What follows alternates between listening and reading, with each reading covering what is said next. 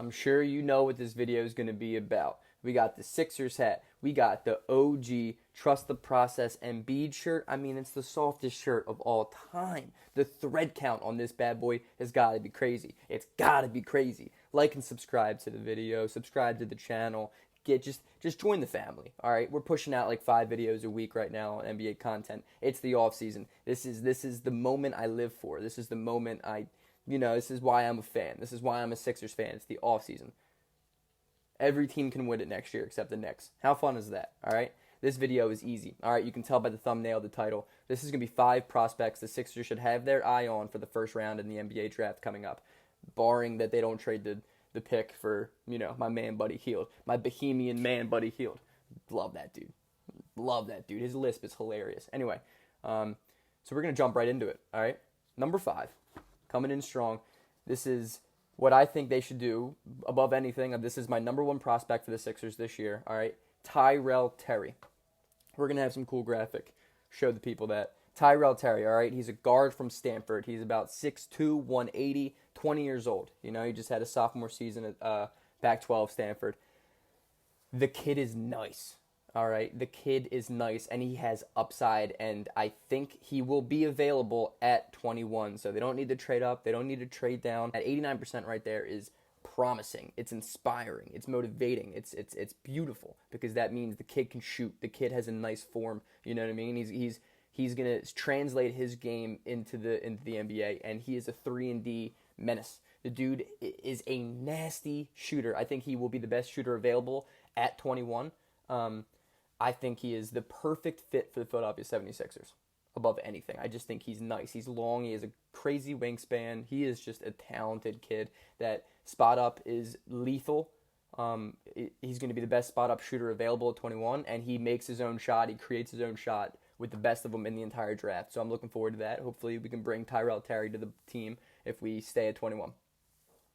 Second option here is it's a little bit of a challenging one, but trade up around to the 12 to 16 range for Aaron Nesmith from Vanderbilt. He is a guard forward. He averaged 23 points per game last year on 51% from the field, 52% from 3, and 83% from the line.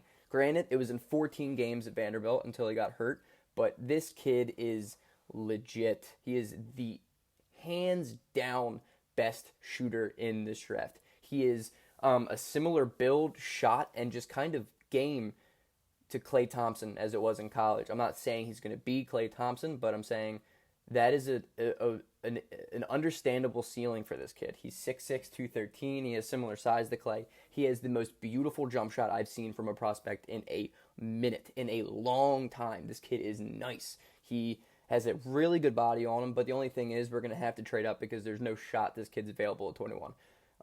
It just depends on how much the Sixers value shooting right now, which they should value a lot. Now, what we trade up to get them is tough. I think we could probably trade to like 13 with New Orleans, but that's tough, man. That's tough. We're going to have to trade the 21st pick, maybe a future first rounder, or a couple seconds because we have a couple good second round picks. Maybe that alone gets the job done. Maybe New Orleans doesn't see anybody at 13 that they want. But I think we're going to have to throw a player in. Whether, I don't know. First thing that comes to my head is Josh Richardson, but that's a lot. I mean, especially coming from a team trying to contend, I don't think the Sixers would trade a proven veteran, that can play basketball for a kid that, has never played a minute of NBA basketball in his life. But I love Aaron Nesmith. He's the man. All right. Third option, from the 16 to 20 range, I don't think this guy will be available for the 21st pick, but Sidney Bay from Villanova. This kid is a 3-and-D menace as well. You can clearly tell the direction I'm taking with this pick, with this draft. The Sixers need to pile up on 3-and-D assets because just fill out the bench, man. Fill out the bench with kids who can pop 40% from 3 and just play good perimeter defense, like Matisse Thybulle. But, hopefully Matisse can just get that shot a little bit more consistent. But that's what the Sixers need, and Sidney Bay can do that. Sidney Bay is like 6'8", 215 to 220. He's really good size. He can play the 2 and 3 for you. I mean, sure, he can even play a little stretch 4 on small ball lineups, which I love. He's averaged 16 points per game last year with 5 rebounds a game with 48%, 45%, 77% shooting splits, which is legit, especially the volume he was putting out. That's legit numbers, and he's a Nova kid. I think he's real. I think he's going to be good. I think he's going to be a good seventh man on a contending team, and the Sixers need that. We need that. We haven't had a good bench in a while, like in a long time, honestly. And Sidney Bay could fill out a really good bench. Now the thing is, obviously, we could trade up. I think this is a little bit more doable than Aaron Nesmith because it's going to be around 15, 16 to 20. All you have to do is trade up a couple spots. You could literally trade the 21st pick and a mid-second rounder, and I think it's easily done. It's like what we did last year with the Matisse-Thybulle deal with Boston. We traded the first rounder and was it Carson Edwards, like the second round pick. Why not?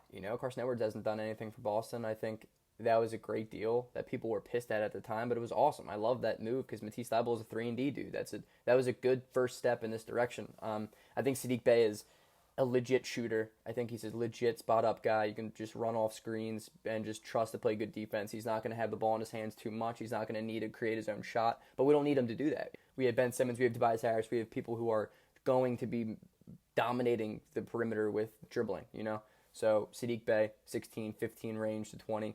I think we can make that move. Well, I can't speak today. Third option here is Desmond Bane, guard forward from TCU. All right, this kid's 22 years old. He's a little bit more of an unknown, but this kid proved himself last year as a legitimate NBA contending three-point shooter.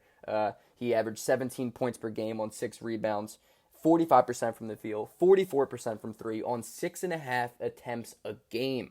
And he had 79% from the line, which, again, is promising, which is awesome.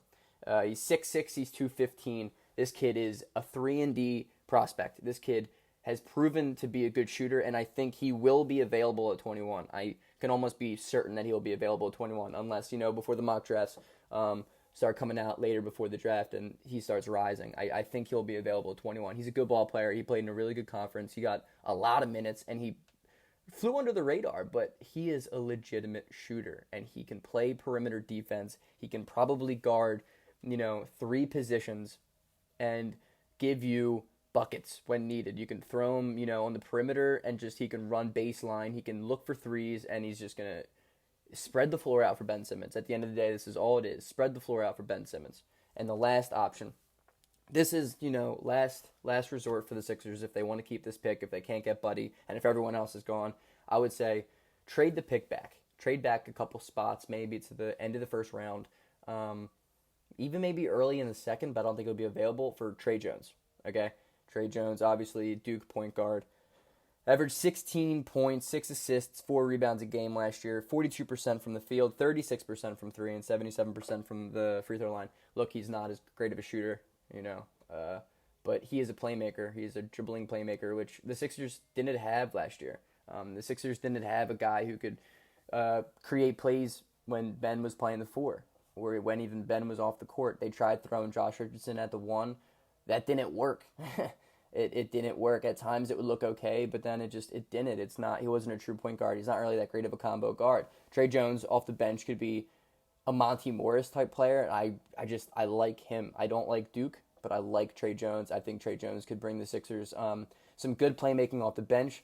Could get shooters open, give Ben a rest. We were not going to have to worry about plus minus so much because, we have another backup playmaker that can make some plays. And he's 6'3", 185, the deal. Trey Jones, probably the biggest name on this board.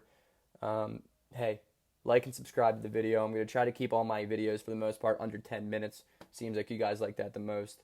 Throw some comments down. Let's talk basketball. I'm getting excited. Thanks so much, guys. Peace.